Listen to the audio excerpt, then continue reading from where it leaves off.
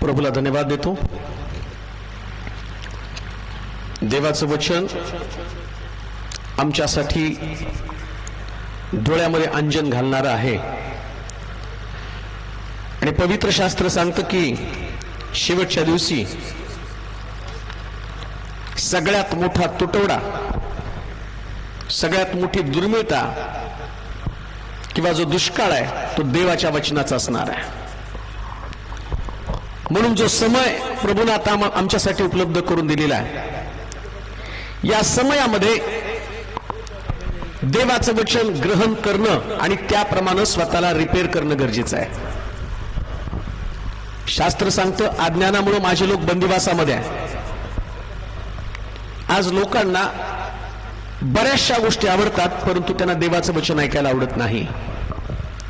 आणि गोष्ट निश्चित आहे, परमेश्वर कोणतीच गोष्ट वचनाच्या बाहेर करत नाही आणि त्याच्या पलीकडे तो म्हणतो आकाश आणि पृथ्वी नाही तशी होईल, पण माझं वचन कधी नाही होणार नाही। म्हणजे देव त्याच्या वचनावरती प्रेम करतो आणि पवित्र शास्त्र सांगतं की देवाच्या लोकांनी पण वचनावरती प्रेम करावं। प्रगटीकरणाच्या पुस्तकामध्ये ज्या ठिकाणामध्ये सृष्टीचा अंतिम काळ, सृष्टी नष्ट होण्याच्या मार्गावरती जात असताना ज्या महत्वाच्या संदेशाला सुरुवात केली, योहानाला त्यांनी प्रगटीकरण दिलं आणि त्या प्रगटीकरणाच्या पुस्तकामध्ये पहिल्याच अध्यायामध्ये सगळ्यात महत्वाचा भाग तिथं टाकला आणि तो म्हटला या संदेशाची वचनं वाचणारा, ऐकणारा आणि त्यात लिहिलेल्या गोष्टी पाळणारा तो धन्य। संदेशाची वचनं ऐकावी कशासाठी? तर ती पाळायला शिकली पाहिजे। जो वचन ऐकतो तो धन्य, आशीर्वादित आहे। आज रात्री तुम्ही या ग्राउंडवरती आहात कारण तुम्ही देवाचं वचन ऐकत आहात आणि देवाच्या वचनातले आशीर्वाद मिळतात। कोणी माझ्या डोक्यावर हात ठेवल्यावर मी आशीर्वादित होईल ही डोक्यातली कल्पना काढून टाका। कोणीही तुमच्या डोक्यावर हात ठेवून तुम्हाला आशीर्वाद देऊ शकत नाही जोपर्यंत देवाच्या वचनातनं तुम्हाला आशीर्वाद मिळत नाही। म्हणून देवाचं वचन शिकणं, देवाचं वचन ऐकणं आणि देवाचं वचन पाळणं फार गरजेचं आहे। असाच एक भाग पवित्र शास्त्रामध्ये ज्याच्याविषयी लहानपणापासून गोष्टी ऐकल्या, ज्याच्यावरती स्किट, ज्याच्यावरती आणि पुष्कळ संदेश तुम्ही ऐकलेले आहेत, परंतु आज या ठिकाणामध्ये एक स्टडीच्या रूपानं किंवा एका शिक्षणाच्या रूपानं तो शास्त्र भाग आम्ही ऐकणार आहोत, वाचणार आहोत आणि त्याच्यावर 4 दिवस मनन करणार आहोत। उधळ्या पुत्र, आणि हा उधळ्या पुत्र आमच्या प्रत्येकाच्या अंतःकरणात लपलेला आहे आणि हा उधळ्या पुत्र 7 पायऱ्यानं कसा माघारी जातो, बापाचं घर कसं सोडतो, 7 पायऱ्याने त्याचं कसं पुनरुज्जीवन होतं आणि 8 त्याच्या बापानं त्याला अंगठी घातल्यावर त्या अंगठीमध्ये त्याचा बाप 8 प्रमुख प्रकारचे खडे ठेवतो, त्याचा अभ्यास करणं गरजेचं आहे। आम्हाला माहिती की आम्ही सगळेजण स्वतःला म्हणतो की नाही मी देवाच्या जवळ आहे, बापाच्या घरातच आहे, मी चर्चला जातो, मी बस आध्यात्मिक सभा अटेंड करतो, याचा अर्थ मी बापाच्या घरामध्ये आहे। परंतु एक व्यक्ती देवापासून जात असताना ती एकदम देवापासून दूर जात नाही। सैतान हा एखादा धूर्त पारध्याप्रमाणे आहे आणि तो पारधी काय करतो माहिती का? जाळं टाकतो आणि जाळं टाकल्यानंतर तो पारधी ज्या ठिकाणी त्याला माहिती की त्याचे आणि जी पक्षी आहेत आणि ते पक्षी नेहमी त्या जागेवरती येतात आणि त्या जागेवरती आल्यावर दाणं टिपतात आणि त्यांचं भक्ष्य घेऊन उडून जातात आणि तो पारधी काय करतो? नेमकं त्या असणाऱ्या जमिनीच्या आणि रंगासारखं किंवा त्या गवताच्या रंगासारखं जाळं बनवतो आणि पारधी जाळ्याजवळ सगळे दाणे टाकत नाही, लांबून दाणे टाकत टाकत येतो आणि मग जाळ्याच्या भोवती भरपूर दाणे टाकतो आणि मग तो पक्षी चरत चरत पुढे येतो। त्याला असतं सगळं नैसर्गिक आहे, नॅचरल आहे। त्या गवतावर चालतो त्याला असं वाटतं, त्याला लक्षात पण येत नाही अरे पारधी तर जाळ लावून ठेवेल, त्याच्या डोक्यात ती कल्पना पण येत नाही, न कळत मी त्या पारध्याच्या जाळ्यामध्ये अडकेल। तो पक्षी नैसर्गिकरित्या चरत असतो आणि चरता चरता त्या चरण्यामध्ये इतका गढून जातो की त्या पारध्याच्या जाळ्यामध्ये दाणे टिपता टिपता त्याच्या लक्षात पण येत नाही. ज्यास तो तृप्त होतो आणि उडू लागतो त्याच वेळेस त्याच्या लक्षात येतं, अरे मी जाळ्यामध्ये अडकलेलो आहे. तसंच आमचं आध्यात्मिक जीवन आहे. सेम. तुमच्या जीवनातल्या गोष्टी, तुमच्या जीवनातल्या घटना तुम्हाला असं वाटतं ते नॅचरल आहे, नैसर्गिक आहे. पण देवापासून आम्ही दूर चाललो या गोष्टी कधी आमच्या डोक्यामध्ये पण येत नाही. कधी सुद्धा असं मनामध्ये आणू नका तुम्ही प्रार्थना करता म्हणजे तुम्ही देवाच्या जवळ आहे. माझ्यापेक्षा जास्त चांगली प्रार्थना सैतान करत आहे. कधीच मनामध्ये आणू नका मी दर रविवारी चर्चमध्ये जाते, मी चर्चमध्ये जातो म्हणजे मी देवाच्या जवळ आहे. चर्चमध्ये जाणं हे कधीच तुम्हाला सांगत नाही की तुम्ही तिथे गेला तुम्ही धार्मिक आहात म्हणून जाता. आम्ही पाहतो की जी कुबडी स्त्री आणि तिच्यामध्ये विकाराचा आत्मा, तो सैतान तिच्यामध्ये होता आणि तो तिला मंदिरामध्ये घेऊन जात होता. चर्चमध्ये जाणं हे तुमच्या धार्मिकतेशी संबंधित नाही. ती चर्चमध्ये जाणं कधी कधी ती एक आमची सवय बनलेली असते. रविवारी चर्चला जायला पाहिजे का, मी ख्रिस्ती आहे म्हणून मी रविवारी चर्चला जातो. चर्चची वेळ झाली म्हणून मी चर्चला जातो. पण मी देवाच्या सानिध्यामध्ये वचनाच्या द्वारे माझं पतन होत आहे, मी माघारी जात आहे हे कधीच माझ्या लक्षामध्ये येत नाही. आणि म्हणून त्याच्यासाठी उधळ्या पुत्र अभ्यासणं फार गरजेचं आहे. मी उधळ्या पुत्र अभ्यासला ना त्यावेळेस मला कळलं, अरे कधी कधी तर मी सुद्धा या अनुभवातनं गेलो, या 7 पायऱ्यांमध्ये गेलो आणि मला कळलं पण नाही माझं पतन होत आहे. मला कळलं पण नाही एका पायरीने मी घसरत चाललेलो आहे. 7 प्रमुख प्रकारचे यश, 7 प्रमुख प्रकारच्या पायऱ्या या उधळ्या पुत्राला आपल्या बापापासून तोडण्यासाठी कारणीभूत ठरलेल्या आहेत. 7 पायऱ्या. आणि नक्कीच या एका पायरीवरती तुम्ही आहात जोपर्यंत तुम्ही त्याची तपासणी करत नाही तोपर्यंत सगळं काही तुम्हाला ठीकठाक वाटतं. तोपर्यंत वाटतं नाही बरोबर आहे, माझ्या संगती देव आहे, माझ्या संगती देव आहे, मी परमेश्वराच्या बरोबर चालत आहे, परमेश्वराने मला सोडलं नाही, मी उठून प्रार्थना करत आहे, रात्री झोपताना प्रार्थना करत आहे. परंतु तरी सुद्धा या 7 पायऱ्यातले पायऱ्या ज्यावेळेस आम्ही तपासू, 7 प्रमुख प्रकारचे यश, 7 यश. आणि ते 7 यश या मनुष्याच्या जीवनामध्ये त्याने इतका त्याचा ताबा घेतलेला आहे. आणि ते 7 यश एक एक करून हळूहळू या उधळ्या पुत्राला जसं बापापासून दूर घेऊन गेले तसं तुम्हाला देवापासून दूर घेऊन जातात. आणि कान देऊ नाही का,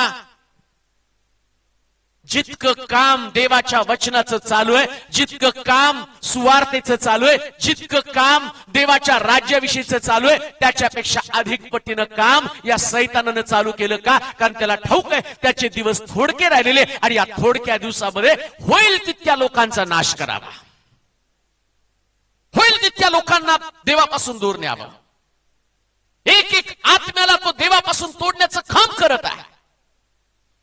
आणि म्हणून जोपर्यंत मला समजत नाही मी देवापासून किती लांब आहे तोपर्यंत मी देवाच्या जवळ पण येऊ शकत नाही. पहिल्यांदा तर आमच्या डोक्यात ते गेलं पाहिजे मी देवाच्या जवळ आहे. ज्यावेळेस तुम्ही हे वचन ऐकाल, हे शिकाल, त्यास तुम्हाला कळेल अरे देवापासून माझं जीवन लांब गेलेलं आहे, पायरी पायरीने मी घटत चाललेलो आहे, पायरी पायरीने मी माघारी चाललेलो आहे. आणि जोपर्यंत तुम्हाला या गोष्टी कळत नाही तोपर्यंत तुमच्या जीवनाची पुनर्बांधणी होणार नाहीये. तोपर्यंत तुम्हाला कळणार नाही नेमकं मी कसं वाढलं पाहिजे. एक झाड वाढतं, एक व्यक्ती वाढतो, वाढल्यावरती आम्ही पाहतो की जसं प्रभू येशू ख्रिस्त त्या झाडाकडे पाहून म्हणतो या झाड नुसतं वाढलेले पण याच्यामध्ये फळ नाहीये. आम्हाला माहिती की ज्यावेळेस त्या झावळ्याच्या रविवारी प्रभू येशू ख्रिस्तानं यरुशलेमेमध्ये प्रवेश केला आणि यरुशलेमेत प्रवेश केल्याबरोबर एका झाडाकडे त्यानं पाहिलं आणि त्या झाडाला त्यानं शाप दिला का झाड वाढलंय पण झाडामध्ये फळ नाही. तसंच आहे ख्रिस्ती जीवन आमचं, तसंच आहे. 7 पिढ्याचे ख्रिस्ती, 5 पिढ्याचे ख्रिस्ती, 2 पिढ्याचे ख्रिस्ती, झाड वाढले पण झाडात फळ मात्र नाहीये. जे ख्रिस्तीपणाचं लक्षण त्यांच्यामध्ये असायला पाहिजे ते लक्षण मात्र त्यांच्याकडे नाही. तुम्ही 7 पिढ्याचे ख्रिस्ती असा नाहीतर 10 पिढ्याचे ख्रिस्ती असा, पण जर फळ तुमच्यामध्ये नसेल तर जसं येशूनं त्या झाडाला शाप दिला तसं आमचं जीवन शापित जीवन बनणार आहे. त्याच्यासाठी उधळ्या पुत्राचं जीवन पाहणं आम्हाला फार गरजेचं आहे आणि म्हणून उधळ्या पुत्र याविषयी आपण अभ्यास करणार आहोत आणि या उधळ्या पुत्राच्या 7 खाली जाण्याच्या पायऱ्या, 7 त्याच्या जीवनातले यश आपण अभ्यासणार आहोत. लुकाचं शुभवर्तमान त्याचा 15वा अध्याय त्याची 11 पासून 24 पर्यंतची वचन आपण वाचूया. लुकाचं शुभवर्तमान त्याचा 15वा अध्याय 11 पासून 24 पर्यंतची वचन. हालेलुया. आणखी तो म्हणाला, कोणा एका माणसाला 2 मुलगे होते. एका माणसाला 2 मुलगे होते. त्यांच्यातील धाकटा आपल्या बापाला म्हणाला, बाबा, मालमत्तेचा जो वाटा मला मिळायचा तो मला दे. बस 12 वचन. पहिला उधळ्या पुत्राच्या जीवनातला जो यश त्याला घेऊन जात आहे आणि तो पहिला जर त्याच्या जीवनातली पायरी कोणती असेल, पवित्र शास्त्र सांगतं हे पहिला यश म्हणजे सेल्फ विल, स्वतःची इच्छा. आणि खान देऊ नये का, परमेश्वर आम्हाला त्याची इच्छा पूर्ण करण्यासाठी शिकवतो. उधळ्या पुत्र आपल्या बापाकडे गेला आणि त्यानं आपली इच्छा प्रगट केलेली आहे. आपली इच्छा. अनेक लोक जगत असताना कधी सुद्धा देवाची इच्छा त्यांच्या जीवनामध्ये त्यांनी जाणून घेतलेली नाहीये. उधळ्या पुत्राच्या बापाची मुळीच इच्छा नव्हती की त्याच्या मुलानं त्याचं घर सोडावं आणि घर सोडून त्यानं बाहेर कुठं तरी जावं. उधळ्या पुत्राच्या बापानं उधळ्या पुत्राला संपत्ती उधळण्यासाठी दिलेली नव्हती. त्याच्यासाठी त्यानं तयार केली नव्हती संपत्ती की माझ्या मुलानं ती मागावी आणि ती उधळून टाकावी. त्यानं त्यांच्या मुलासाठी ही संपत्ती तयार केली होती, पण त्याला कधी सुद्धा वाटलं नव्हतं माझा मुलगा माझ्याकडे येईल आणि एक दिवशी त्याची इच्छा प्रगट करेल. आणि त्याची इच्छा कोणती, त्याची सेल्फ विल काय होती, तो म्हणतो माझ्या संपत्तीचा वाटा मला द्या.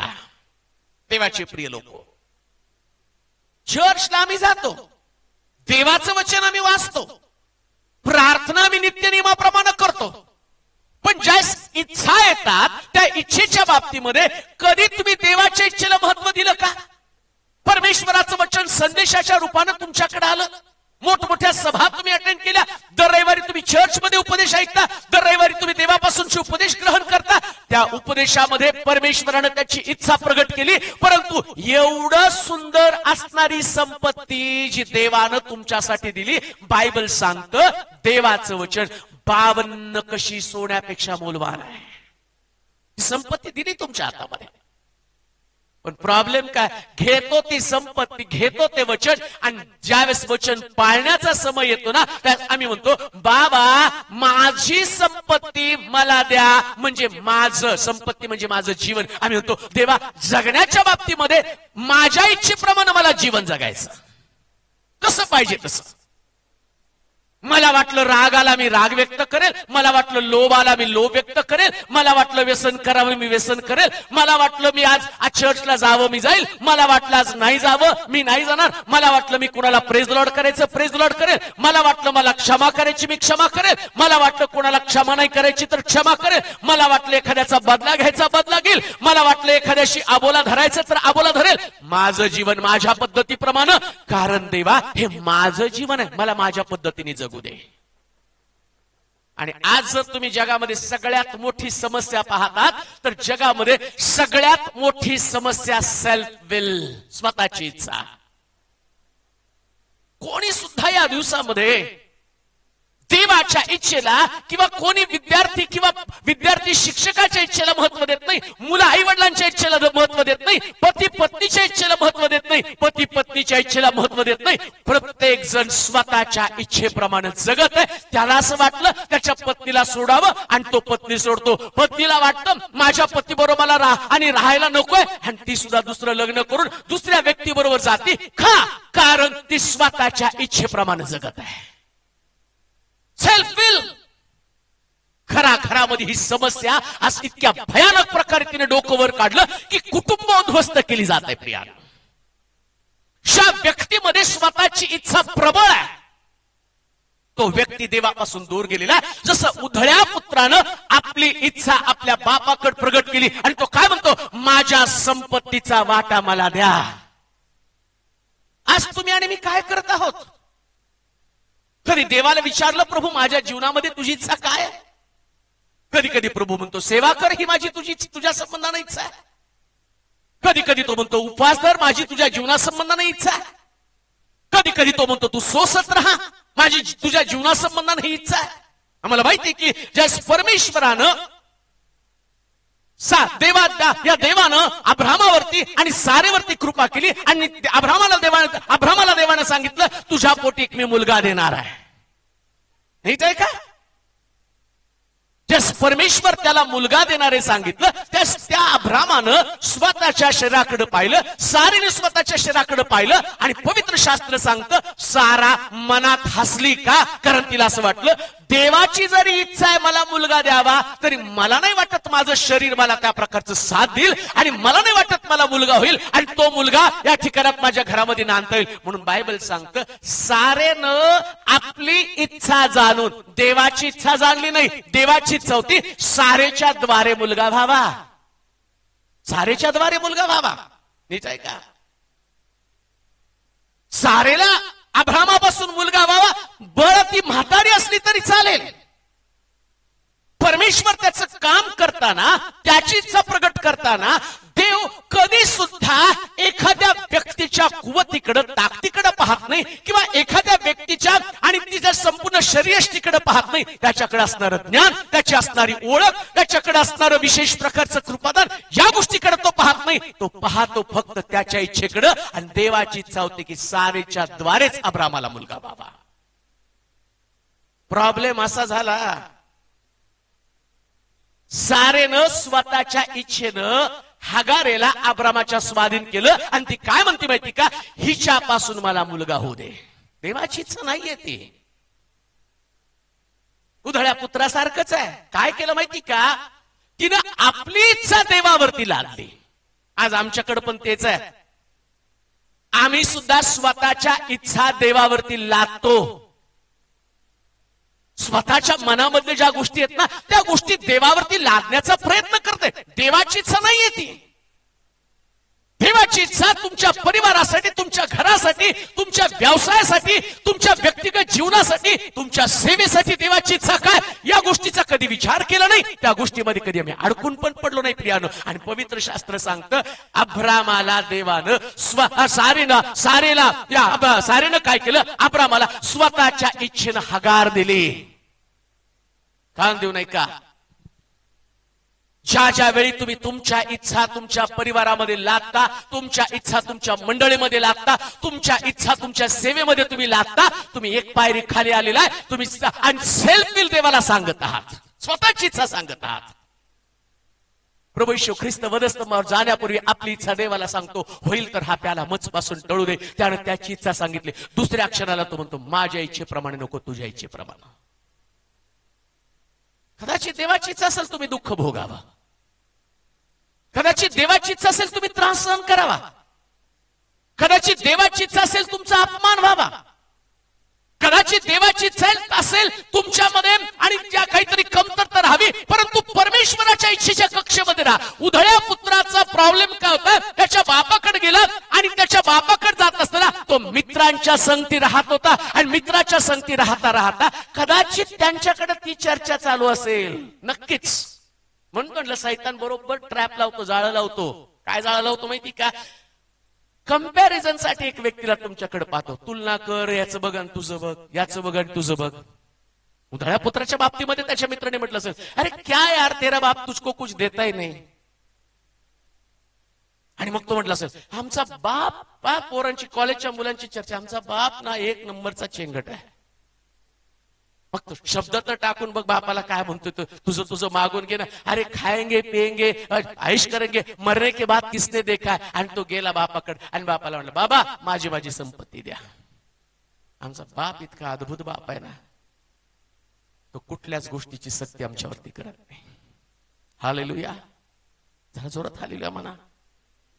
आमचा बाप आमच्यावर कुठल्याच गोष्टीची सक्ती करत नाही. तो म्हणतो जीवन, मरण, शाप, आशीर्वाद सगळं मी तुझ्या समोर ठेवलेलं आहे. तुझ्या इच्छेप्रमाणे जग.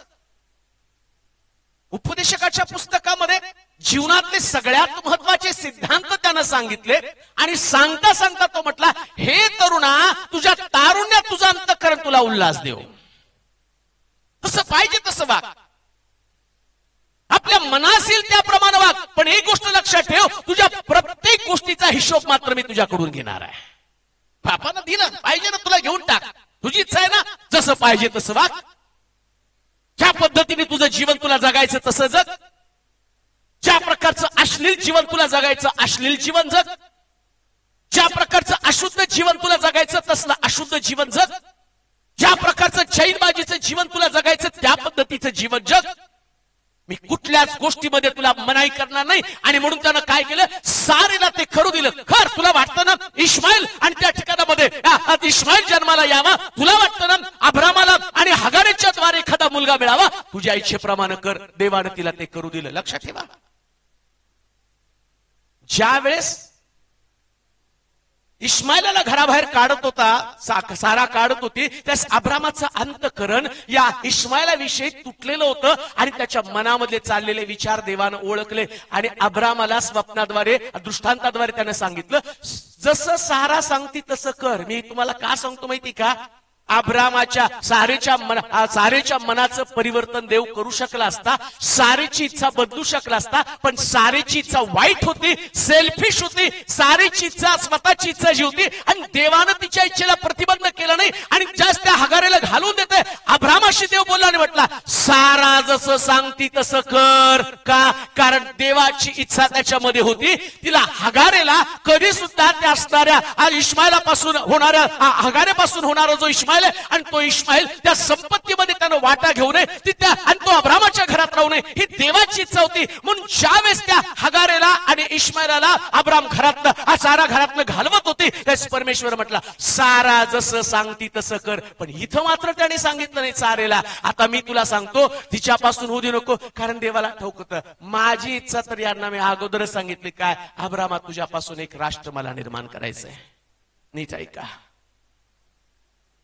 देवानं तुमच्यासाठी फार महान प्रकारच्या योजना ठेवलेल्या आहेत, फार गौरवी. तुम्ही त्याची तुलना करू शकत नाही, त्याची कल्पना पण करू शकत नाही. इतक्या महान प्रकारच्या योजना देवानं तुमच्या बाबतीमध्ये, माझ्या बाबतीमध्ये करून ठेवलेल्या आहेत. ज्या दिवशी तुम्ही शुद्धीवरती भानावरती याल, ज्या दिवशी तुम्हाला कळेल ना परमेश्वराची योजना तुमच्यासाठी किती अद्भुत आहे, त्यास तुमच्या पायाखालची जमीन सरकेल. पण जर तुम्ही तुमच्याच योजनेप्रमाणे, तुमच्याच इच्छेप्रमाणे चालू लागला, तर एक दिवस तुमची इच्छा तुम्हाला नाशाकडे घेऊन जाईल. सेल्फिल सारेनं स्वतःची इच्छा इस्माईलाच्या रूपानं जन्माला घातली. देवाची इच्छा नव्हती इस्माईल जन्माला यावा, देवाची इच्छा होती इसहाक जन्माला यावा. परंतु आज आमच्या इच्छेप्रमाणे मी कोणाला जन्म घालत आहोत, आमच्या इच्छेप्रमाणे आमच्या मंडळीत, आमच्या परिवारात, आमच्या घरामध्ये आम्ही कोणाला जन्माला घालत आहोत. आणि पवित्र शास्त्र सांगतं, या इस्माईलाचा जन्म सारेच्या जीवनामध्ये एक प्रकारचा धिक्कार, एक प्रकारची तिची हेटाई, एक प्रकारची तिच्या संबंधानं म्हटलं की त्या दिवसापासून ज्या वेळेस हगार दासी असताना सारेकडे पाहत होते, शास्त्रात असं लिहिलं की त्या ठिकाणामध्ये हगार सारेला तुच्छ मानू लागली. हगार सारेला तुच्छ मानू लागली. देवाची इच्छा ज्यावेळेस तुम्ही पूर्ण करण्याच्या ऐवजी स्वतःची इच्छा पूर्ण करता, त्या क्षणाला देव ज्या गोष्टी तुम्ही निर्माण केल्या त्याच गोष्टी समोर तुम्हाला लाचार बनवतो. तुमच्या इच्छेप्रमाणे तुम्ही जसं जगत असता तुमची इच्छा तुम्हाला लाचार बनवते. ज्या पद्धतीने आम्ही पाहतो, हगार आणि हगारे समोर सारा लाचार बनली. बायबल सांगतं त्या ठिकाणामध्ये असं लिहिलं की ज्या सारा त्या गोष्टी पाहत होती आणि सारेला त्या गोष्टीचं वाईट वाटत होतं. एक वचन आपण वाचू म्हणजे त्या ठिकाणामध्ये आपल्याला त्याच्या संबंधानं जास्त स्पष्टीकरण मिळेल. स्वतःची इच्छा किती भयानक असते आणि या स्वतःच्या इच्छेनं ज्यास आम्ही चालत राहतो त्यास आमचं जीवन. उत्पत्तीचं पुस्तक त्याचा 16वा अध्याय 1 पासून 5 पर्यंत वचन वाचा. उत्पत्तीचं पुस्तक 16वा अध्याय 1 पासून 5 पर्यंत वचन. आणि अब्रामाला आपली बायको साराय हिच्यापासून मूल झाले नाही आणि तिला हागार नावाची एक मिस्री दासी होती. तेव्हा सारा अब्रामाला म्हणाली, आता पहा, परमेश्वराने मला मूल होऊ दिले नाही. परमेश्वरानं मला मूल होऊ दिलं नाही. मी तुला विनंती करते, मी तुला विनंती करते, तू माझ्या दाशीपाशी जा. तू माझ्या दाशीपाशी जा. कदाचित तिच्यापासून मला मुले मिळतील. तिच्यापासून मला मुलं मिळतील.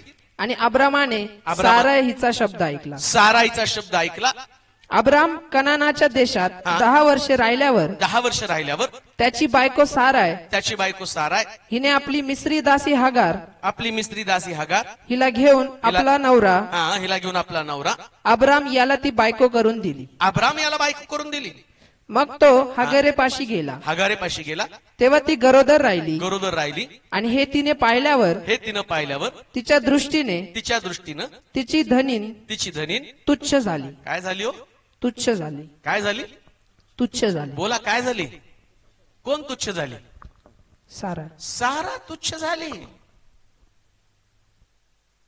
जे लोक स्वतःची इच्छा पूर्ण करतात या जगामध्ये ते स्वतः तुच्छ बनतात. प्रियानो, आपल्या परिवारामध्ये जर तुमच्या वाटेला तुच्छता येत असेल तर त्याचं कारण तुम्ही स्वतःची इच्छा पूर्ण करतात काय? तुमच्या घरात तुम्ही तुमच्या इच्छेप्रमाणे चालत आहात का?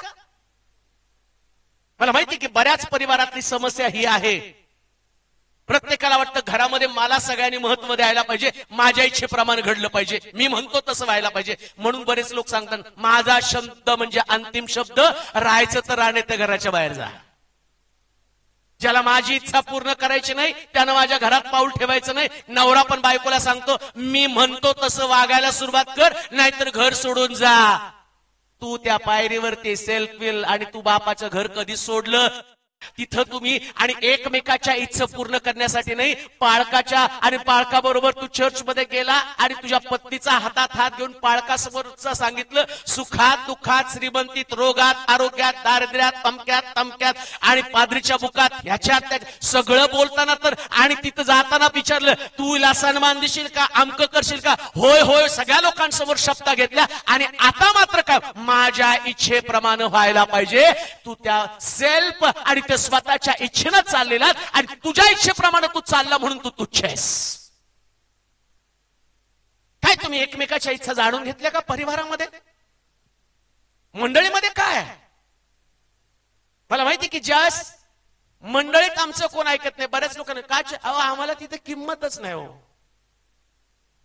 आम्हाला कोण किंमतच देत नाही.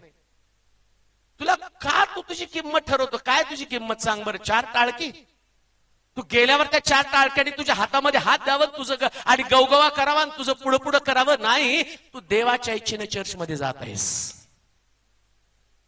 परमेश्वराची इच्छा आहे तू त्या मंदिरामध्ये जावं, तिथं देवाची उपासना करावी आणि ते करत असताना सुद्धा कदाचित तुझा अपमान होईल. येशूचे शिष्य येशूचा वारंवार अपमान करणारे शिष्य आहेत. म्हणून येशूने एका पण शिष्याला टाकून दिलं नाही. प्रेज लॉर्ड म्हणाल का जोरात? जरा जोरात प्रेज लॉर्ड म्हणाल का? यहूदा इस्करियोत बरोबर बद्दल त्याला माहिती होतं की हा शिष्य मला धरून देणार आहे. म्हणून येशूनं असं पण जाहीर केलं नाही की आजपासून तू माझा शिष्य नाही. चर्चमध्ये जर तसं घडलं ना तर मला वाटतं पाळक पहिले त्याच्या डोक्यात टपली मारून हाकलून देईल, बाबा तुझं इथं काम नाही, हाच मला यहूदासारखा धरून देतो. लक्षात ठेवा, तुम्हाला कितीही त्रास देणारे लोक असले पण देवाच्या इच्छे खातर त्यांना जवळ ठेवा. आमेन म्हणाल का? किती पण त्रास देऊ द्या, देवाची इच्छा ज्या दिवशी ठरेल त्या दिवशी देव बरोबर काढतो बाहेर. Praise the Lord. जोरात प्रेज लॉर्ड म्हणावं. Praise Lord. तुम्ही काळजी करू नका. आणि तुम्हाला जोपर्यंत देव काढत नाही ना तोपर्यंत तुम्ही पण तिथून हलू नका. अजिबात हलायचं. देवाची इच्छा आहे ना प्रभू. म्हणून त्याने फार सुंदर सांगितलं. हगारेला तो काय म्हणतो, सारेच्या हाताखाली शोषित राहा. हगार पळायला लागली, ती म्हणते नको, सारा खूप त्रास देत आहे. आणि तेवढ्या देवाचा दूत तिच्याकडे आला. म्हटलं अगं हगारे का पळती? हो फार त्रास देते पाळक साहेब हल्ली. हालेलुया. तो म्हटलं शोषित राहा, त्याच्यात तुझं कल्याण आहे. आणि बायबल सांगतं सारा देवाच्या इच्छेप्रमाणे तिथंच राहिली आणि परमेश्वरानं नुसतं तिलाच नाही इश्मायलाकडे तिथं आपण बऱ्याच वेळा तो दाखला वाचला ते आणि वृत्तांत वाचला, त्याच्यामध्ये असलेलं इश्माईल मरायला लागला म्हणून त्याला झाडाखाली टाकलं आणि मग तिचं त्याचं रडणं पाहून लांब गेली हगार लांब गेली आणि हगारेला वाटला आता इश्माईल मरणार आहे आणि तेवढ्यात परमेश्वरानं डोळा आणि त्याचे डोळे उघडले, तिचे डोळे उघडले आणि तिच्या दृष्टी नाही हो. हा वृत्तांत हा जो सगळी घडामोडी याच्या पाठीमाग देवाचा सगळ्यात महत्वाचा हेतू काय होता? या इश्माईलापासून देव म्हणतो सारे त्या इश्माईला आपल्या जवळ घे, याच्यापासून एक मोठं राष्ट्र निर्माण करणार आहे. हे कशासाठी घडलं? इश्माईल मरणार नव्हता का? कारण हगारेनं इश्माईला घेऊन परत सारेकडे आलं. सोसत राहिली, जरी तिला त्रास होत होता परंतु ती सोसत राहिली. तुमच्या जीवनामधला त्रास कधी कधी तुम्हाला सोसत राहावा लागेल, परंतु खान देऊ नये का? सोसत राहाल तर तुमच्यापासून एका राष्ट्राचे आशीर्वाद आहे, तुमच्या घरामध्ये मोठे आशीर्वाद आहे, तुमच्या परिवारात मोठे आशीर्वाद आहे, तुमच्या मंडळीत मोठे आशीर्वाद आहे. कदाचित तुम्ही अशा प्रकारे सोसत राहत असाल, अशा प्रकारे त्रासामध्ये तुम्ही असाल, परंतु खान देऊ नये का? परमेश्वराची इच्छा जर असेल तुम्ही त्याच त्रासामध्ये राहावं तर तसाच त्रास घेऊन तुम्ही पुढे चाला. नका तुमची इच्छा पूर्ण करू. माझ्या जीवनामध्ये काळ असा आला सेवेमध्ये, इतका हताश, इतका निराश मी झालो. माझ्या मंडळीतले लोक मला सोडून गेले, माझी आर्थिक बाजू इतकी कमकुवत झाली, माझ्या पायातली चप्पल तिचा बंद तुटला तर मला बंद घालण्यासाठी पैसे नव्हते. एवढी बदनामी, एवढी प्रतारणा, एवढी तुच्छता माझ्या गावामध्ये मला मिळाली की त्यावेळेस मी ठरवलं मी जातो आणि सुसाईड करतो, मरतो. आणि मी ठरवलं, एका खोलीमध्ये स्वतःला बंद करून मी रडत होतो आणि मी म्हटलं आता माझं सगळं काही संपलेलं आहे, आता मी परत उभा राहत नाही. प्रभू मला क्षमा कर, सेवा ही गोष्ट माझ्या हातून होणं आता फार कठीण आहे. खूप रडलो, ओक्साबोक्षी कोपऱ्यामध्ये बसून रडलो आणि म्हटलं प्रभू आता मी मरणार आहे. मी रेल्वेच्या ट्रॅक जवळ गेलो, गाडीची वाट पाहत बसलो की एखादी गाडी येईल आणि त्या गाडी खाली मी स्वतःला झोकून देईल आणि मी मरून जाईल, माझं जीवन संपेल. आता मला सहन होत नाही, माझ्याकडे पैसे नाहीत, माझ्याकडे लोक नाहीत, माझ्याकडे आणि आता पाहिल्यासारखं माझं मोठं पद नाहीये आणि माझं शिक्षण झालेलं, नोकरी लागण्याचं वय पण निघून गेलं. आता सगळं काही माझ्याकडे निगेटिव्ह नकारात्मक गोष्टी माझ्या डोळ्यासमोर आहे आणि माझं भविष्य एकदम अंधकारमय बनलं. आणि म्हटलं प्रभू आता मी परत जाणार नाही, कारण मला लोक पाहिल्यावर अशा माझ्या तोंडावर थुंकत होते, अशी थुंकायचे मला बघून. मला काही करता येत नव्हतं, हतबल झालो होतो मी. आणि म्हटलं आज मरायचं, नक्की मरायचं, आज काय कुणाला सांगायचं नाही. आलो त्या रेल्वेच्या ट्रॅक जवळ आणि गाडीची वाट पाहत बसलो आणि तेवढ्यात देवाचा आत्मा माझ्याशी बोलला, माझी इच्छा आहे. एक वचन पण प्रभूने मला दिलं होतं, यशाचं पुस्तक 54 अध्याय 8 पासून काही वचन, आणि ती वचन परत मला आठवले आणि त्याच्या म्हटलं अरे तू एखाद्या सोडलेल्या स्त्रीप्रमाणे होशील आणि नंतर तो त्याच्या जीवनाची पुनर्बांधणी कशा पद्धतीने करेल याचं अभिवचन मला त्यानं दिलं आणि ते वचन मला आठवलं आणि म्हटलं ठीक आहे प्रभू तुझी इच्छा आहे ना, शोषित राहील. बाहेर पडलो आणि देवानं माझं जीवन पुन्हा नीट केलं. प्रिया काही काळ सोसत राहणं गरजेचं आहे. काही काळ तुमच्या परिवारात, तुमच्या मिनिस्ट्रीमध्ये, तुमच्या सेवेमध्ये तुम्हाला सोसत राहणं गरजेचं आहे. देवाची इच्छा आहे सोसावं ना, मग सोसत राहा. परमेश्वर जास्त काळ तुम्हाला त्या अवस्थेमध्ये ठेवणार नाही, एक दिवस तुमची अवस्था तुम्हाला त्यातून बाहेर काढेल. माझ्या चर्चमध्ये एक व्यक्ती होता,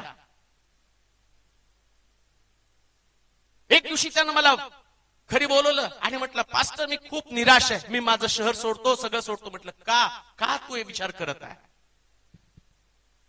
ख्रिस्ताला स्वीकारल्यापासून माझ्या जीवनामध्ये मला फार त्रास भोगावा लागलेला आहे. तुम्ही प्रार्थना केली, मला चांगली नोकरी मिळाली आणि मी म्हटलं की आता माझं परिवार, माझं कुटुंब अतिशय चांगलं जगेल आणि खूप चांगलं होईल आणि जवळजवळ चांगला मोठा पगार त्याला त्या ठिकाणामध्ये होता आणि सगळं काही व्यवस्थित चाललेलं होतं. परंतु त्याला लहानपणापासून झटकेण्याचा त्रास होता आणि कामावरती असताना अतिशय ब्रिलियंट टॅलेंटेड व्यक्ती, इतका टॅलेंटेड की विचारता सोय नाही, आणि एवढा टॅलेंटेड व्यक्ती कामावरती असताना त्याला झटका आला, त्याची जीभ त्यानं चावली, तिचा तुकडा पडला आणि तो गिळला आणि त्या अवस्थेमध्ये त्याला नेऊन हॉस्पिटलमध्ये टाकलं, रक्तबंबाळ, आणि त्या कामावरच्या सगळ्या ऑफिसरनं ते पाहिलं आणि म्हटलं हा मनुष्य जर आपल्या कंपनीत राहिला तर आपली कंपनी फार मोठ्या धोक्यामध्ये येईल आणि आपल्याला फार त्रास सहन करावा लागेल. आणि मग त्याला ताबडतोब त्यांनी रिझाईन द्यायला लावलं आणि मग तो कर्जबाजारी झाला. आणि तो त्यांनी मला म्हणला, पास्टर का परमेश्वर माझ्या बाबतीमध्ये असं करत आहे? का देवाला माझ्या बाबतीत काही निर्णय घेता येत नाही का? मला समजत नाही. मी हताश झालो, निराश झालो, मी कर्जामध्ये डुबलेलो आहे आणि मी या चांगल्या नोकरीच्या बळावरती मी आणि मोठमोठे आणि माझे हप्ते लागलेले, आता मी जगायचं कसं? मला काही समजत नाही. मला देव पण नको, काहीच नको. आता मला असं वाटतं लांब कुठं तर निघून जावं. मी म्हटलं देवाची सोसत राहा, सोसत राहा. आणि त्याला बसून काउन्सिलिंग करून, ती प्रार्थना करून, त्याच्यासाठी त्याला समजावून सांगून एक दिवस असा आला, एक गव्हर्नमेंट ची मोठी कंपनी, आणि त्या कंपनीमध्ये आज जर त्याच्याकडे तुम्ही बघितलं तर त्याला एवढा मोठा पगार आहे की त्याने जवळजवळ 27 लाखाचा फ्लॅट पण घेतला, सगळं काय केलं. सोशित राहा, देव एक दिवशी तुमचं चांगलं करेल. एक क्षण फक्त तुम्हाला सोसत राहावं लागणार आहे. सारेनं स्वतःची इच्छा पूर्ण केली, हगारीनं, आणि देवाची इच्छा पूर्ण केली. हगार ती काही परमेश्वराची खरी उपासक नव्हती, हगार दासी होती, पण तिनं देवाच्या इच्छेला महत्व दिलेलं आहे.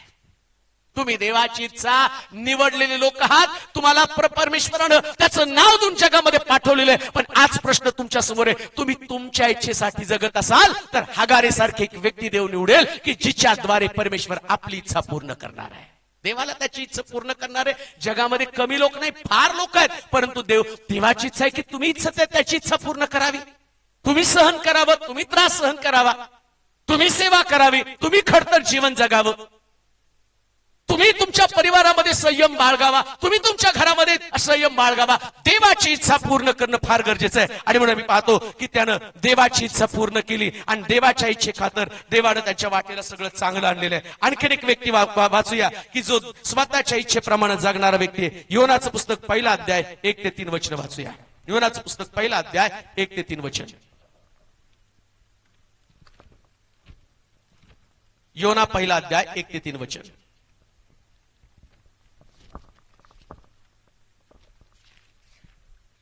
कशा पद्धतीनं देवाची इच्छा पूर्ण करणं गरजेचं आहे. स्वतःची इच्छा बापापासून दूर आम्हाला घेऊन जाती. तसंच या योनाच्या बाबतीमध्ये घडलेले. वाचूया योनाचं पुस्तक 1 अध्याय 1 ते 3 वचन. आणि अमित्तयाचा मुलगा योना याच्याकडे परमेश्वराचे वचन आले. याच्याकडे परमेश्वराचं वचन आलं. ते म्हणाले, तू उठ आणि निनवे जी मोठी नगरी तिच्याकडे जा आणि तिच्या विरुद्ध आरोळी कर, कारण त्यांची दुष्टाई वर माझ्या समोर आली आहे. पण योना परमेश्वराच्या समक्षते पुढून तार्शिसास पळून जायला उठला. आणि तो याफो येथे उतरून गेला. तेव्हा तार्शिसास जाणारे गलबत त्याला सापडलं. मग त्याने त्याचा उतार दिला आणि तो परमेश्वराच्या समक्षते पुढून त्यांच्या बरोबर तार्शिसाला जायला त्याच्या आत उतरला. देवाची इच्छा पूर्ण करायची नाही म्हटलं ना, तुमची इच्छा पूर्ण करायची म्हणले की बरोबर तसलंच गलबत तुमच्या समोर येतं. नाही का आम्ही म्हणतो नाही देवाची इच्छा होती. पुष्कळ वेळा जे आमच्या मनामध्ये असताना बरोबर तेच येतं. कारण सैतान काय माहिती का, बरोबर तुम्ही देवाच्या इच्छेच्या विरोधात वागावं म्हणून त्याच गोष्टी तुमच्या समोर आणतो. म्हणून देव म्हणतो निवड तुम्हाला करायची. माझी इच्छा कदाचित माझं जहाज उशिरा येईल. कान देऊ नाही का? परमेश्वराचं जे जहाज ज्या ठिकाणामध्ये योनाला जायचं होतं ते जहाज थोडस उशिरा, निनवेच्या दिशेनं येणारं जहाज उशिरा होतं. पण ज्या देवाच्या इच्छेच्या विरोधात जी दुसरी इच्छा असते आणि त्या इच्छेचं जहाज मात्र पटकन येतं, ताबडतोब. मग काय देवाची इच्छा होती हो हिच्याशी मी लग्न करावं, आणि काही दिवसांनी म्हणते बघा ओ सोडलं, बरं झालं, सुटका झाली. देवाची इच्छा होती म्हणून मी तिला सोडलं. देवाच्याच इच्छेनं तुला मिळाली आणि देवाच्या इच्छेनंच तू सोडायला लागला. मग नेमकी कोणाची इच्छा होती, कोणाच्या बाबतीमध्ये तू केलं? अहो, देवाची इच्छा होती म्हणून मी हे केलं, देवाची इच्छा होती म्हणून मी ते केलं. देवाची इच्छा. एक चर्चमध्ये एक मुलगी मला एकदा भेटायला आली. पास्टर, मला तुमची वेळ पाहिजे, मला तुम्हाला भेटायला यायची. आम्ही म्हटलं ये. आली, बसली आणि मग सगळी तिची स्टोरी सांगायला सुरुवात केली. पहा म्हटली, देवानं एक गोष्ट मला तुम्हाला तुमच्या बाबतीत सांगितली आणि मला ते तुम्हाला सांगायचंय, पण माझी सगळी स्टोरी मी तुम्हाला सांगते. मग तिने सांगायला सुरुवात केली. माझा नवरा होता, तो वारला. मग मी आणखीन एका व्यक्तीबरोबर लग्न केलं, तो पण वारला. आणि मग आता सध्या मी एकटी राहत आहे. आणि हे करता करता ती म्हटली, आता देवानं मला सांगितलं की जा आणि पास्टर टेलोरला सांग की तू त्याच्याबरोबर लग्न करावं. तर मला देवानं सांगितलं तुमच्यावर लग्न करायचंय. म्हटलं चांगली गोष्ट आहे, पण जसं देवाने तुला सांगितलं तसं मला पण सांगायला पाहिजे की तू हिच्याबरोबर लग्न कर. म्हटलं आलीस, ठीक आहे. आता म्हटलं हिच्याशी वाद घालायला नको. म्हटलं देव ज्या दिवशी मला सांगेल ना त्या दिवशी मी तुझ्याबरोबर लग्न करेल. आता तुझा गेली. आणि नेमकं ती यायची, चर्च मध्ये बसायची उपदेश, आणि तिला प्रत्येक उपदेश तिला असं वाटलं या उपदेशात पास्टर म्हणले मला लग्न करायचं. या उपदेश जहाज तसंच येतं ना, जहाज तसंच येतं. आणि मग तिनं काय केलं माहिती का, एका पास्टरला सांगितलं, पास्टर तुम्ही जाऊन, तुम्ही माझ्या आधी दुसऱ्या चर्चला होती, माझ्या चर्चला आली, तुम्ही माझ्या आत्मिक पिता, पूर्वीच्या चर्च पास्टरकडे गेले, तुम्ही माझ्या आत्मिक पिता, आणि देवानं मला सांगितली आता 3 जून माझ्या लग्नाची तारीख आहे आणि तुम्ही जाऊन पास्टर तेलोरे बरोबर बोलणी करा. आणि तो बिचारा 8 दिवस उपवास प्रार्थना करून मग त्याने मला फोन केला. म्हटलं तुमच्याशी मला खाजगीत बोलायचं. म्हटलं या खाजगीत काय बोलायचंय. मग माझ्याकडे आला. म्हटलं पास्टर असं असं झालंय आणि देवाने 2 जून तारीख दिलेली. म्हटलं आज तारीख किती आहे. ते म्हटलं की आजची तारीख बघा 27 मे. म्हटलं जूनची 2 तारीख किती दिवसांनी येणार आहे, कॅल्क्युलेशन कर. अहो म्हटलं देव कुठलीच गोष्ट करताना नियमबाह्य करत नाही. समजा देवाला ती तारीख द्यायची असती तर घोषणा तर चर्चमध्ये 3दा करावी लागते ना. तेवढा तर दम धरला असतं का नाही देवानं. एवढं तातडीचं घोषणा पण काय नाही, कुठंच काय नाही, विवाहाची घोषणा नाही, काय नाही. आणि म्हणलं दुसरी गोष्ट, तुम्ही पास्टर आहात ना, मला तुम्हाला एक प्रश्न विचारायचा आहे की त्या बायबलमध्ये असलेलं याजकानं सोडलेल्या स्त्री बरोबर लग्न करायचं नाही, हा नियम आहे लेवीच्या पुस्तकामध्ये. याजकानं कुमारिके बरोबर लग्न करायचं, त्यांनी सोडलेल्या स्त्री बरोबर लग्न करायचं नाही. अहो तिने 3 नवरे सोडलेत, ते 2 त्यातले मेले, एक पळून गेला. आता तुम्ही काय मला तिच्या मागं पळायला लावता का. म्हणलं तू याजक आहे, तुझ्या डोक्यात येत नाही का. अहो मला तू उपास अरे कशा उपास प्रार्थना करायला लागला, देवाच्या इच्छेसाठी करायच्या ऐवजी सैतानाच्या इच्छेसाठी करायला लागला. उठून चालू लाग. म्हटलं परत इथं पाऊल पण ठेवू नको का, कारण देवाची इच्छा तुमच्यासाठी महत्वाची आणि देवाच्या इच्छेप्रमाणेच करा. जहाज येणार आहे, त्या जहाजाची इच्छा आहे की तुम्ही निनवेच्या ऐवजी तार्शिशला जावं. तार्शिश मध्ये जाऊन आणि देवाची इच्छा पूर्ण करण्याच्या ऐवजी सैतानाची इच्छा पूर्ण करावी आणि तिथं जावं आणि देवाची इच्छा तुम्ही तोडावी. देव पण जहाज पण जाऊ दे, देव अडवत नाही कुठल्या जहाजाला. प्रेज लॉर्ड म्हणाल का हो, जरा जोरात प्रेज लॉर्ड म्हणाल का. Praise the Lord. जरा जोरात प्रेज लॉर्ड म्हणा हो. Praise the Lord. कुणालाच अडवत नाही, दारू पिणाऱ्याला पण अडवत नाही, सिगारेट ओढणाऱ्याला पण अडवत नाही, आणि व्यभिचार करणाऱ्याला अडवत नाही. जा कोणत्या जहाजानं जायचंय जात राहा, कारण तो देव आहे. पण ज्या जहाजात तुम्ही बसाल त्या देवाची इच्छा आहे का समजून घ्या. जसं मी पाहतो दावीद त्या गच्चीवरती थांबला आणि गच्चीवरती थांबल्याबरोबर त्याच्यातली वासना जागी झाली आणि जहाज बरोबर तसलंच आलं. कोण, ती स्त्री खिडकीतनं त्यानं पाहिली आणि त्याला असं वाटलं हे पण त्या बाण माझ्या भात्यामध्ये असावा, आणि म्हणून त्या स्त्रीला त्यानं घरामध्ये आणलं. देवानं त्याला प्रतिबंध केला नाही, आणू दिलं. आणल्यावर मग त्याला सांगितलं, रे एवढी मेंढर तुझ्या घरात होती, दुसऱ्याचं मेंढरू कशाला घेऊन आला? देव त्याच दिवशी त्याच्याशी का बोलला नाही ज्या दिवशी आणि तो त्याच्या नवऱ्याला मारण्यासाठी आणि त्याला युद्धाच्या आणि मोठ्या ठिकाणामध्ये त्यानं पाठवलं. त्याच दिवशी देवानं त्याचं परिवर्तन करायचं होतं. पण देवाला या जगामध्ये असणाऱ्या प्रत्येक व्यक्तीला एक गोष्ट समजावून सांगायची होती. आणि ती गोष्ट कोणती? असं करणारा कितीही मोठा व्यक्ती असला, ज्याच्या संबंधानं म्हटलं दावीद माझ्या हृदयासारखा आहे, माझ्या हृदयातला व्यक्ती सुद्धा स्वतःच्या इच्छेप्रमाणे जर चालला तर त्याची गत मी काय करणार आहे?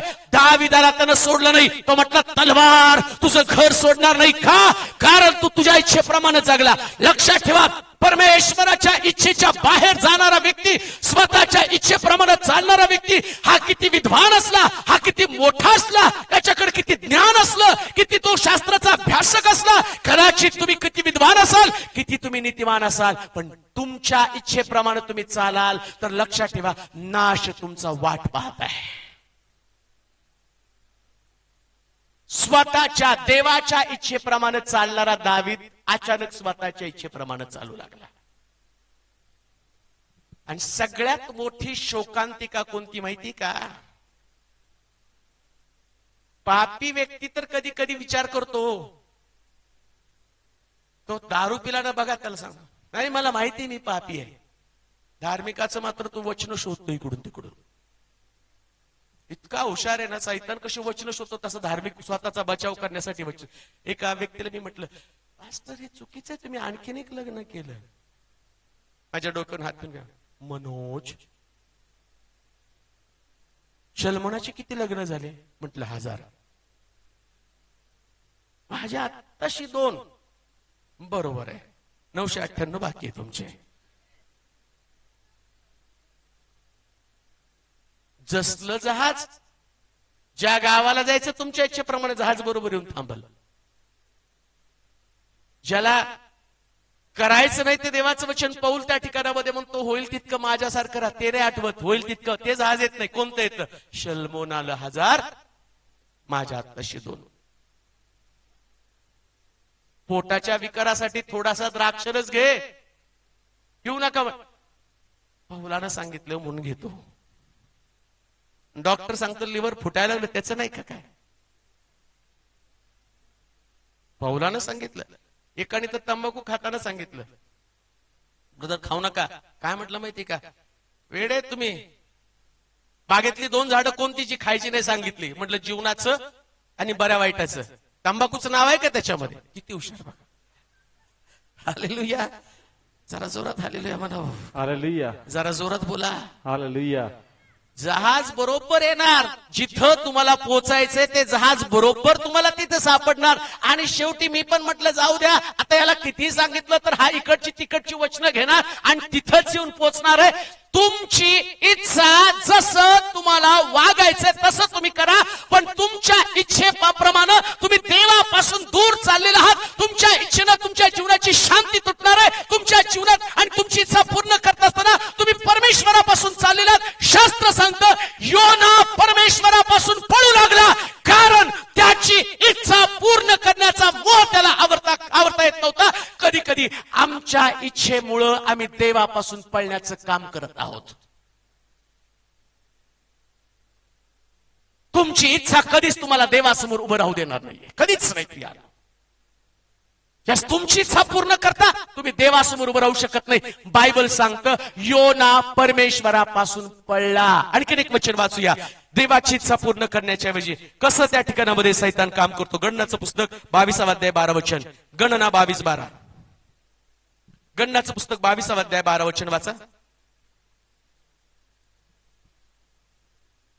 गणना 22 अध्याय 12 वचन. तेव्हा देव बलामाला म्हणाला, तू त्यांच्या बरोबर जाऊ नको. त्यांच्या बरोबर जाऊ नकोस. तू त्या लोकांना शाप देऊ नकोस, कारण ते आशीर्वादित आहेत. 15 वचन वाचा बरं. मग बालकानं पुन्हा त्यांच्याहून अधिक व अधिक सन्माननीय असे सरदार पाठवले.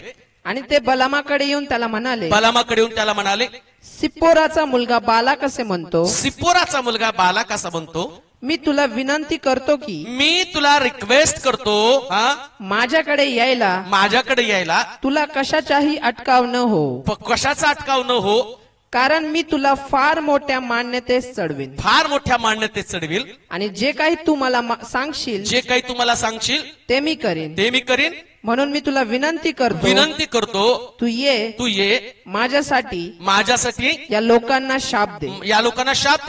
मला काय म्हणतो पुढं? तेव्हा बलामाने उत्तर दिलं आणि तो बालकाच्या चाकरांना म्हणाला, बालकानं जरी आपलं घर चांदीने व सोन्याने भरलेलं असे मला दिलं, तरी माझ्यानं माझा देव परमेश्वर याच्या शब्दाच्या पलीकडे कमी किंवा जास्त करायला जावत नाही. पण पुढं तरी आता मी तुम्हाला विनंती करतो की तुम्ही आज रात्री येथे राहा. काय झालं? किती भारी बोलायला लागलेला आहे. त्या ठिकाणामध्ये या त्या बलाकाच्या लोकांबरोबर यायला तयार नाही, म्हणून बलाकानं काय केलं? जास्त प्रतिष्ठित लोक पाठवले. कान देऊ नाही का? जो व्यक्ती देवाची इच्छा पूर्ण करण्यासाठी माघार घेतो ना, सैतान रिस्पेक्टफुल पर्सन त्यांच्याकडे पाठवतो. मोठे मोठे लोक. आणि बायबल सांगतं तो बलामाला संदेश त्याला फोर्स करत आहे. मी कुणाविषयी बोलत आहे? उधळ्या पुत्र आमच्यामध्ये आहे. आमच्यात एक उधळ्या पुत्र आहे आणि हा उधळ्या पुत्र स्वतःची इच्छा पूर्ण करण्यासाठी बापाचं घर सोडत आहे. या बलाम संदेश त्याला परमेश्वरानं सांगितलं, बलाका बरोबर जाऊ नको म्हटल्यावर प्रश्न मिटला. हो, एकदा देव बोलला म्हणजे बोलला. देव काय माणूस नाही. आज एक बोलला, उद्या एक बोलला, परवा एक बोलला, तसं देव नाही. देव बोलला म्हणजे त्याचा शब्द अंतिम आहे. एकदा बोलला की बोलला. नाही जायचं म्हणजे नाही जायचं. त्या लोकांच्या पार्टीला. बरेच लोक म्हणतात नाही पार्टीला जातो ते बियर पितील, मी थम्सअप पितो. आता ते थम्सअप पिता पिता कधी बियर येईल तुला सांगता पण येत नाही. त्यांच्यात नाही हो. ते टवाळ्या करतात ना, ते इकडच्या तिकडच्या गप्पा मारतात ना, त्यास मनातल्या मनात मी देवाचं वचन बोलत असतो. अरे तू देवाचं वचन बोलत असता धन्य तो पुरुष दुर्जनांच्या मसलं तरी चालत नाही, पापी जनांच्या मार्गात पाऊल घालत नाही, धर्मनिंदकाच्या बैठकीत बसत नाही, अवरात्र परमेश्वराच्या शास्त्राचं मनन करतो. मग कशाला तू टवाळखोरांच्या यादीमध्ये जाऊन बसलेला आहे? का टवाळ करणाऱ्या लोकांमध्ये जाऊन बसलेला आहे? जिथं देव तुला बसण्याला परवानगीच देत नाही, जिथं कुटाळ्या करणाऱ्या लोकांवर तुला टाइमपास करण्यासाठी देव परवानगीच देत नाही, मग मी जाऊन बसतो आणि माझी साक्ष मी तिथं टिकून ठेवतो. काय साक्ष तुझी? ताडीच्या झाडाखाली थांबलेल्या माणसाला कोण म्हणणार आहे का हा खूप चांगला व्यक्ती आहे आणि ताडीच्या झाडाची पानं मोजत बसलेला आहे? अहो, झाडाखाली थांबला की म्हणतात ताडी पितो. हा जो व्यक्ती ज्याच्या सहवासामध्ये राहतो त्याच प्रकारचं या बलामाच्या बाबतीमध्ये तेच घडलं. तो काय करत आहे? बलाम म्हणतोय मी एक काम करतो, थांबा. त्यांनी प्रतिष्ठित माणसं जाऊन जरा देवाचं मत परत घेऊन येतो. बरेच लोक वारंवार एक गोष्ट करण्यासाठी देवाकडे, प्रभू करू का. एकदा एक तरुण माझ्याकडे आला. त्या तरुणाला मी म्हटलं, रे बाबा नको करू रे. एक विवाहित स्त्री आणि तिच्यावर तो लग्न करायला गेला आणि म्हटलं करू नको, चांगलं नाही ते. त्याने मला काय होतं, बाळक साहेब कुठल्या विश्वात वावरता? अनिल कुंबळेने सुद्धा एक मुलगा झालेली बायको लग्न केलेली आहे. अरे म्हटलं तो क्रिकेटर, त्याच्या घरात भरपूर पैसा आहे, तुझं काय रेकॉर्ड आहे रे? त्यांनी तर वर्ल्ड रेकॉर्ड केले, तू काय रेकॉर्ड केलेलं आहे? सांगण्याचं तात्पर्य मनुष्य नानाविध प्रकारे स्वतःला एक प्रकारे सिंपती देण्याचा प्रयत्न करतो. तो वेगवेगळ्या पद्धतीनं देवाची इच्छा बदलण्याचा प्रयत्न करतो, पण देव त्याच्या इच्छेच्या बाबतीमध्ये इतका ठाम आहे. तो एक निर्णय घेतला म्हणजे निर्णय घेतला. पण जो व्यक्ती देवाचा निर्णय जाणून सुद्धा, मला माहिती की बऱ्याच परमेश्वर त्याच्या निर्णयाच्या बाबतीत तुमच्याशी बोललेला आहे, त्याचं वचन तुमच्या कानावरती पडलेलं आहे, त्याच्या वचनानं तुमच्या अंतःकरणात घर केलेलं आहे आणि परमेश्वर तोंडोतोंड तुमच्याशी बोललेला आहे. आणि त्या वचन परत तुम्ही देवाकडे गेला का आणि तुमची इच्छा दाखवली का? प्रभू माझी इच्छा आहे, बंद करा ती तुमची इच्छा पूर्ण करणं. जो व्यक्ती स्वतःच्या इच्छेप्रमाणे चालतो, पवित्र शास्त्र सांगतं एक पायरी तो तो खाली उतरला, आता दुसऱ्या पायरीकडे तो जाणार आहे. स्वतःची इच्छा. काही झालं तरी स्वतःच्या इच्छेला मारायला शिका. म्हणून पौल म्हणतो, मी माझ्या ठाई राहत नाही तर ख्रिस्त माझ्या ठाई राहतो. ही मी जो आहे, ही माझी इच्छा आहे ना, ही माझी इच्छा माझ्या ठाई कधी राहता कामा नये. जरा जगून बघाव देवाच्या इच्छेसाठी. फक्त देवाच्या इच्छेसाठी जगायला शिका. कारण जिथं तुम्हाला जायचंय ना, त्याच्या इच्छेनं जायचंय. लक्षात ठेवा, तिथं गेल्यावर मात्र तो प्रत्येक व्यक्तीचा हिशोब करता राहतो. सांगताना काय, मी तुझ्या नावानं संदेश दिला, रोगी बरे केलं, भूत काढली, सगळं काढलं. तो काय, मी तुला ओळखतच नाही का? सगळं केलंस रे, भूत माझ्या नावाने निघाली. संदेश सांगता सांगता तू एवढा माझ्या मर्जीतला बसला. मला असं वाटलं बिचारा ओढून ताणून ओरडून ओरडून संदेश देतो. लक्षात ठेवा, हे वचन जे माझ्याकडे, हे माझं ज्ञान नाही, ही देवाची कृपा आहे. आणि देव दिलेली कृपा काढून घेत नाही. तो म्हणतो राहू दे मरेपर्यंत. सांगतो ना वचन सांग, पण या वचनानं लोक तारणात येतील, पण माझं तारण. लक्षात ठेवा, किती पण भारी सभा गाजवल्या, टीव्हीवर बोललो, सगळीकडे मी बोललो ना, पण लक्षात ठेवा, ज्या दिवशी मी देवाच्या इच्छेच्या बाहेर जाईल ना, देव वचनानं लोकांचं जीवन बदलेल. हा तेलोरे स्वर्गात कधीच पोचू शकणार नाही. स्वर्गामध्ये मात्र देवाच्या इच्छेनंच त्याला आतमध्ये यावं लागणार आहे. देवाच्या इच्छेनंच. लाख तुमची इच्छा किती पण झाली, पण परमेश्वर पृथ्वी तलावरती पाहताना म्हणतो, माझी इच्छा जगलास का?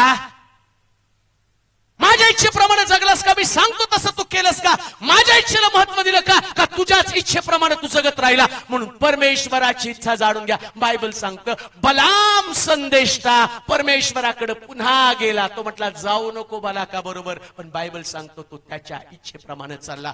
आणखीन पुढच्या भागामध्ये, पुढच्या याच्यात पॉइंट मध्ये आपण पाहणार आहोत, पण तत्पूर्वी आपण दानपात्र घेणार आहोत. परंतु देवाची इच्छा हा पहिला मुद्दा आहे. दुसरा जो यश उधळ्या पुत्राला घेऊन जाणार आहे, आणि त्याच्या संबंध आपण पाहणार आहोत. तत्पूर्वी आपलं दानपात्र आपण जमा करणार आहोत, आणि त्यानंतर 5 मिनिटांमध्ये पुन्हा एकदा आपण या दुसऱ्या पॉइंटकडे आपण जाणार आहोत.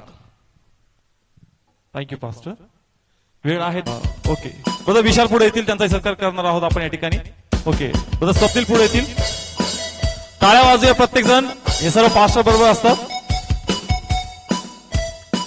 Okay, thank you. पुन्हा एकदा आपले नेत्र बंद करूया, प्रार्थना करूया आपण. हे प्रभू, आम्ही तुझे आभार मानतो, तुला धन्यवाद मानतो प्रभू. धन्यवाद, तू पहिल्या सत्रात आम्हाला चालवलं प्रभू, तू आम्हाशी प्रत्येकाशी बोलला प्रभू पास्टरांद्वारे. तुझे आभार मानतो, आणि पुन्हा एकदा आम्ही सर्वजण आमचं अंतःकरण तयार करतो प्रभू, या विश्वासाने की प्रत्येक आत्म्याशी तू बोलणार माझ्या परमेश्वरा, आणि प्रत्येकात तुझा मोठा गौरव होणार. सर्व गौरव तुला देतो, आणि पुन्हा आत्मिक मानना स्वीकारतो. प्रभूच्या नावात मागतो, स्वीकारतो. आमेन. Praise the lord. पुन्हा टाळ्या वाजूया, पण त्यांना वेलकम करूया प्लीज पास्टर. उधळ्या पुत्र आपल्या बापाचं घर सोडण्यापूर्वीची पहिली पायरी सेल्फ विल, आणि स्वेच्छेनं ज्याप्रमाणे योना निनवेला जाण्याच्या ऐवजी तार्शिशला गेला, तशी तुमची इच्छा ज्या ठिकाणात तुम्हाला घेऊन जाईल त्या ठिकाणामध्ये तुम्हाला अनेक प्रकारच्या त्रासाला तोंड द्यावं लागणार आहे. सुरुवातीला मी तुम्हाला सांगितलं की ज्यास आम्ही देवाच्या इच्छेच्या बाहेर जातो, देव जाण्यासाठी परवानगी देतो, परंतु परमेश्वर एक उत्तम न्यायाधीश आहे, आणि तो न्याय केल्याशिवाय राहत नाही. मग तो किती मोठा व्यक्ती असू द्या. दाविदाचा त्यानं न्याय केला, योनाचा देखील त्याने न्याय केला, आणि आम्ही पाहतो की एलियाला सुद्धा त्यानं सोडलं नाही. दगडी पाट्या या मोशेला घेऊन त्यानं पृथ्वी तलावरती पाठवलं आणि सांगितलं, माझ्या लोकांना माझा निरोप दे, माझी इच्छा आहे ही वचनं त्यांच्या अंतःकरणावरती रुजली जावी, आणि त्यांनी माझ्या इच्छेप्रमाणे चालावं. ज्यास दगडी पाट्या घेऊन मोशे त्या डोंगरावरून खाली येत होता, तर त्यानं पाहिलं की इस्रायल लोक देवाची इच्छा पूर्ण करण्याच्या ऐवजी त्या वासराच्या भोवती नाचत आहेत, आणि पवित्र शास्त्र सांगतं त्यानं दगडी पाट्या फोडल्या.